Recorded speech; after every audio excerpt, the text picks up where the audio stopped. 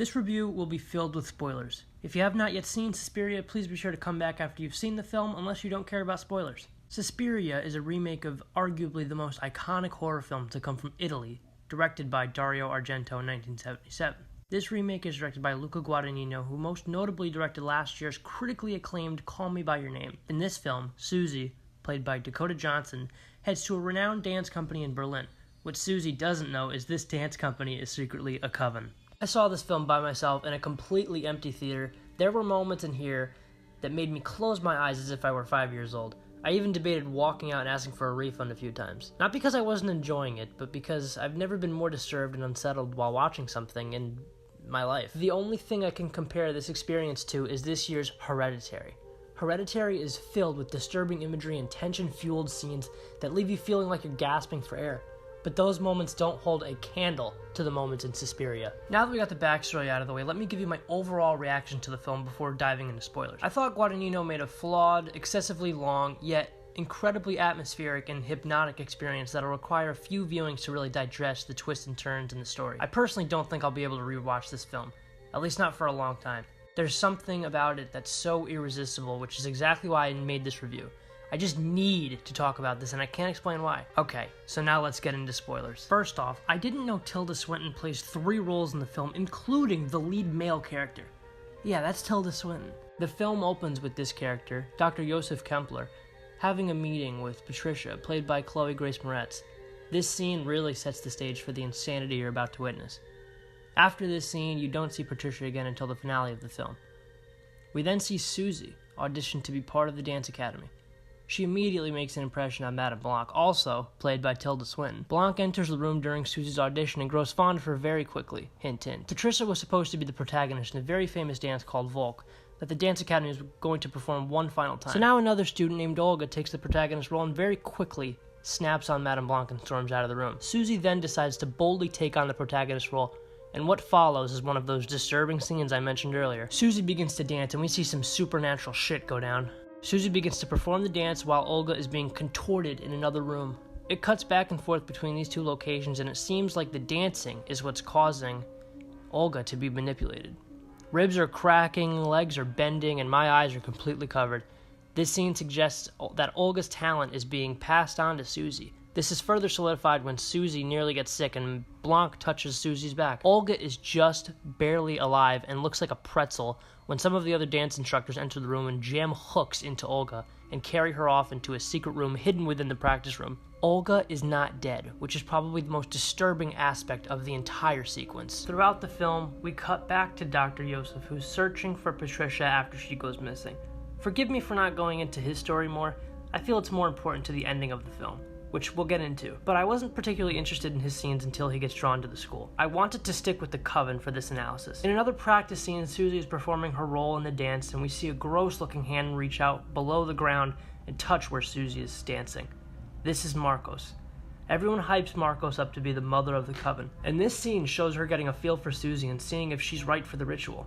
Susie has a reaction to this and wonders if anyone else felt the same. Sometime later, we see Susie struggling to perform the jumps necessary to perform the dance. She seems to be drawn to the floor in almost a sexual way. Another student is much better at doing the jumps, so she performs them, and Madame Blanc works her magic once again and seems to transfer this ability over to Susie. This is confirmed when the student collapses in the hallway after practice. So forgive me for this next part, as I'm going to skip over a good deal of the movie because I feel like it's way too long and really doesn't need to be. Essentially what happens in the middle bit of the movie is Susie begins to see what's going on and develops a good relationship with Madame Blanc. Sarah, Susie's new friend from the dance academy, starts meeting with Dr. Joseph to discuss Patricia's absence, and Dr. Joseph offers Sarah Patricia's journal, which is filled with entries describing how messed up the school truly is. Sarah shrugs this off but still feels a bit uneasy. Then after a conversation with Susie, Sarah knows something is really wrong. Sarah then travels into the room Olga was carried off to in the beginning, and we start to get some answers here. Sarah takes one of the hooks and brings it to Dr. Joseph. He urges Sarah to leave immediately, but she refuses. She wants to make sure Susie is safe. A dinner scene follows with some of the dance instructors and students. Susie and Madame Blanc stare at each other from both ends of the table. They seem to know what has to happen next. And so now, tonight's the night. Volk is being performed. Sarah skips out on the dance to do some more digging and comes across the bodies of Patricia and Olga. Sarah is trapped by the instructors and her leg breaks. Gross. The instructor heals her and brings her to the dance. Sarah's eyes are blank and white as if she's being controlled. The dance ends in disaster as Sarah fights the control and falls over. Dr. Yosef is in the audience and suspects they got to Sarah. After the dance, Dr. Yosef, seemingly out of nowhere, reunites with his wife, Anki, who was separated from him in World War II. His wife is actually played by Jessica Harper, who played Susie in the original Suspiria. After walking for a bit, Anki is gone and Dr. Yosef is standing right in front of the dance academy.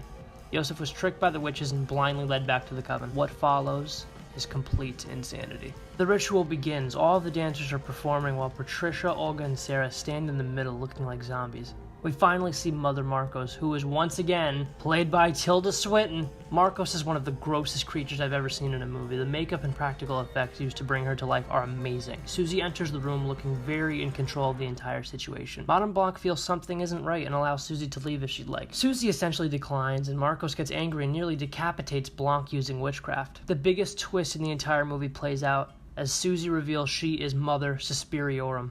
Mother Suspiriorum is one of the 3 mothers introduced in Argento's original trilogy. Susie begins to lay waste on Marcos' supporters and grants death to Patricia, Olga, and Sarah. She spares Dr. Yosef, who lays on the ground helplessly. Then we have an epilogue where Susie visits Dr. Yosef and gives him all the details of his wife's death. The scene shows Mother Suspiriorum's power and how she's likely a very ancient witch.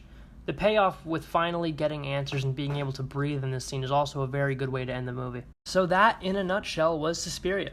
Not everyone will love this film. The critical reception has been similar to films like Hereditary and especially Mother. I think it's important to recognize bold filmmaking and people who are willing to take risks with their art. That's the whole reason I made this video. I wanted to talk about something that really got me thinking and have a conversation with others who might have felt similarly or vastly different, which is also great. I'd love to see all kinds of theories about Suspiria and widen my understanding of the things introduced in the film.